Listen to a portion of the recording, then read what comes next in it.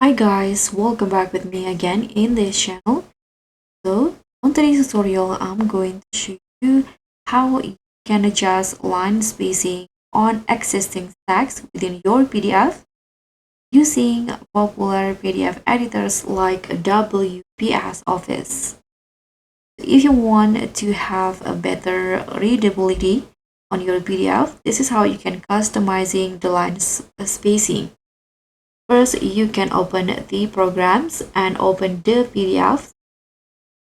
So, for example, I'm going to adjust the line spacing on this PDFs here. You can just choose which part that you want to adjust its spacing. You can just plug like this. And here on the top, you'll see line spacing. So you can just increase it to have a better readability. For example, to 1.8, or you can also just manually edit it, let's say to 1.2.